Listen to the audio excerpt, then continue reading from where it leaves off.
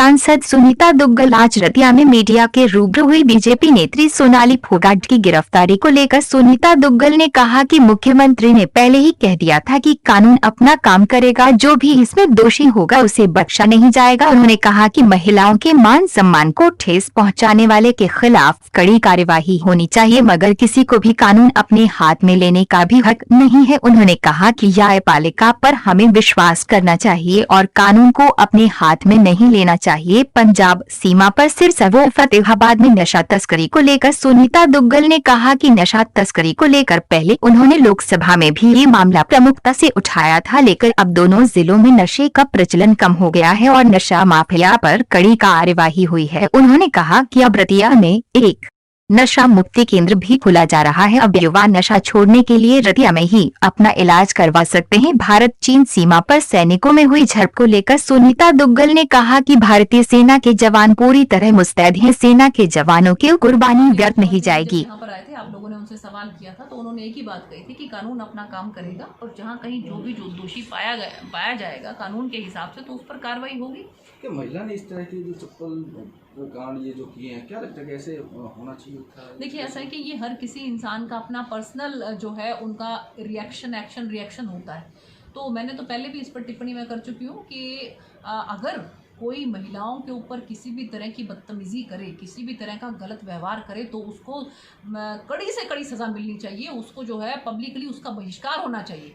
लेकिन कानून भी हमें अपने हाथ में नहीं लेना चाहिए। हमें कानून के ऊपर विश्वास होना चाहिए। हमें न्याय प्रक्रिया है उसके ऊपर विश्वास होना चाहिए। माननीय मुख्यमंत्री जी ने जो है यहाँ पर आए थे और जब यहाँ बैठकर चर्चा हुई सबसे, तो मैंने उनके सामने ये रिक्वेस्ट रखी कि हमारी जो रतिया की जो महिलाएं हैं, हमारी माताएं बहनें हैं, 2014 में जब मैंने यहाँ से असेंबली का चुनाव लड़ा था तो उस समय उन्होंने मुझे रिक्वेस्ट की थी कि बहन जी हमारे यहाँ पर नशा मुक्ति केंद्र होना चाहिए, क्योंकि हमारे बच्चे जो हैं यहाँ पर बहुत ज़्यादा नशे में ग्रस्त हैं।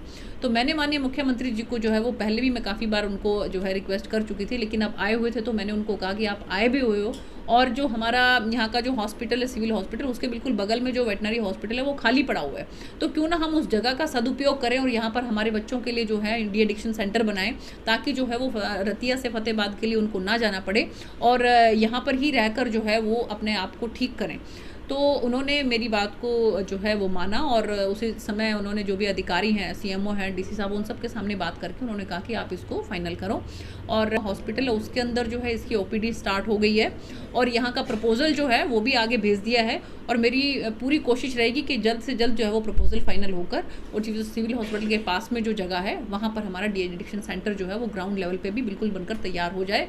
सीएम साहब की उसके अंदर जो है वो हामी है और इधर से जो कागज़ जो है वो भी चल पड़े हैं, तो मुझे पूरी उम्मीद है कि बहुत जल्द जो है यहाँ पर प्रैक्टिकल रूप भी लेगा।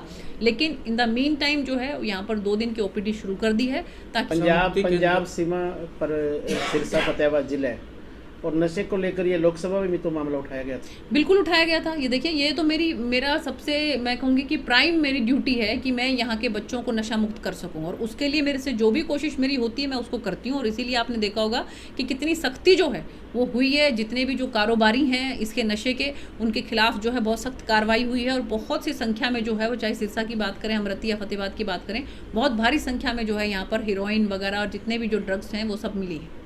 नशा मुक्ति केंद्र के अंदर जो मनोचिकित्सक है वो पूरे जिले के अंदर एक है, क्या स्टाफ की भी भर्ती या ऐसी कोई प्रक्रिया, इनमें ज़्यादा स्टाफ हो तो?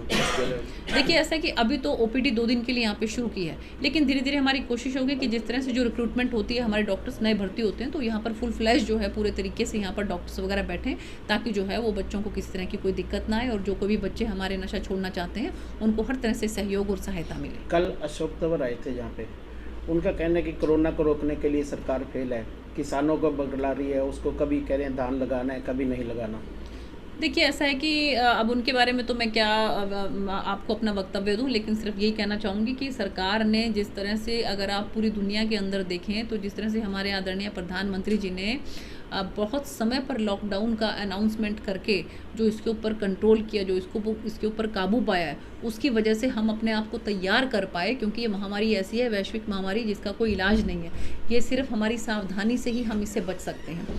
तो माहौल है चीन बॉर्डर पे काफ़ी तनावपूर्ण स्थिति हो गई है, इसको लेकर क्या कहना है? देखिए, पूरी नज़र जो है आदरणीय प्रधानमंत्री जी की भी और हमारे जो डिफेंस मिनिस्टर हैं उनकी भी, जो CDS हैं हमारे, उन सब की पूरी नज़र उस पर बनी हुई है। हमारे सैनिक जो है मुस्तैदी से वहाँ पर खड़े हैं और किसी भी कीमत पर जो है हम लोग वहाँ से अपने हक को जो है वो किसी को मारने नहीं देंगे। हम किसी का हक नहीं लेते, लेकिन हमारा हक भी अगर कोई लेता है तो हमारे सैनिक जो है वो भरपूर तरीके से जो है वो सरहद पर लेते हैं।